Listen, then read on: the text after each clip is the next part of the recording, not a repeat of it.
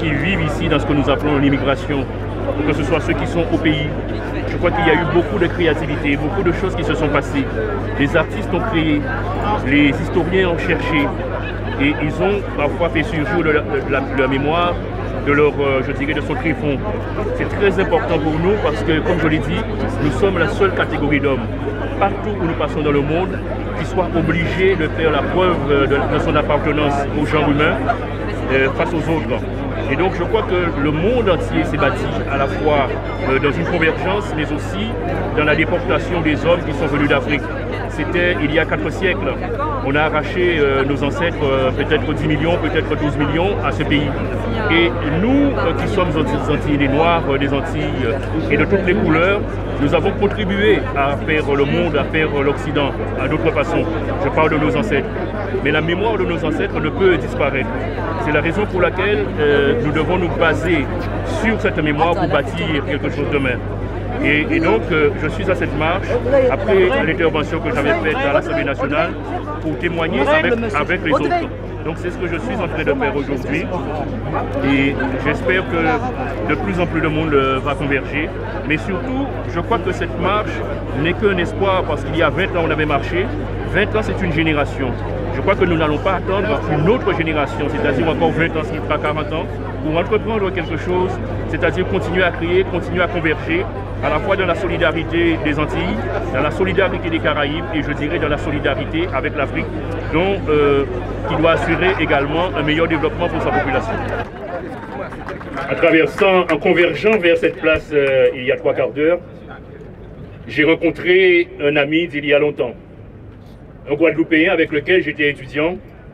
Nous avons conversé un peu et il me disait qu'il était déjà là il y a 20 ans. Il y a 20 ans, moi j'étais en Guadeloupe lors de la première marche et il m'a fait presque regretter de n'avoir pas été là il y a 20 ans.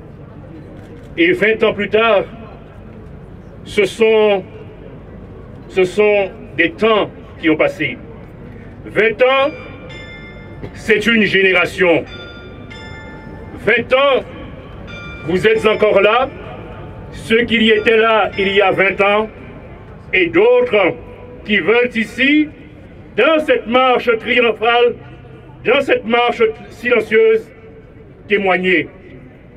J'ai vu parmi vous des qui sont venus ici il y a longtemps, travailler, qui cherchaient simplement à vivre et vivre mieux. J'ai vu des étudiants qui sont venus pour un espoir de retour. J'ai vu aussi des Guadeloupéens, des Guyanais, en tout cas des Antillo-Guyanais, et ceux que nous aimons appeler métropolitains, qui sont parmi nous. Je dis métropolitains parce que je parle des personnes comme M. Hérault, puisque je n'appelle pas négropolitains nos Guadeloupéens qui sont nés ici.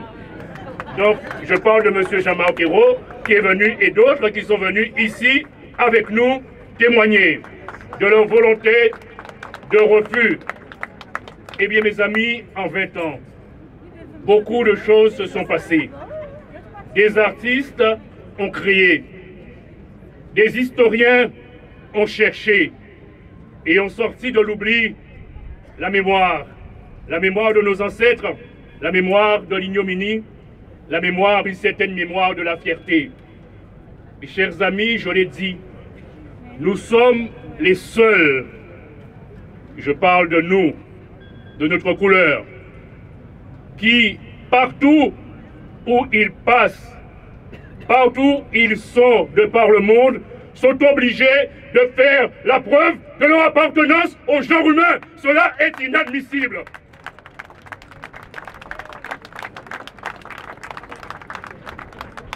Chers amis, nous allons marcher. Mais quand nous aurons fini de marcher, nous n'allons pas attendre 20 ans. 20 ans, c'est une génération. Nous allons continuer à témoigner, continuer à créer, continuer à dire que nous voulons être à la table de l'humanité comme chacun des membres de cette vie et de ce monde. Voilà ce que je viens dire. Et si j'ai fait entendre mon indignation à l'Assemblée nationale, ce n'est pas seulement pour nous, Antillais-Guyanais. Je l'ai fait entendre pour le monde entier. Et je l'ai fait entendre à l'Assemblée nationale, devant l'Assemblée qui avait proclamé que nul ne pouvait être esclave sur le sol de la République, même si cet esclavage a été rétabli. Voilà ce que nous témoignons. Alors nous aspirons à être. Mais si nous voulons être, il faut que nous-mêmes, nous prenions la responsabilité d'être. Alors continuons dans l'action, continuons dans le monde associatif, continuons à créer. Et plus nous créerons, plus nous convergerons, plus nous mettrons ensemble des idées, plus les yeux de nos enfants espéreront et brilleront, plus nous serons à la table de l'humanité. Merci beaucoup.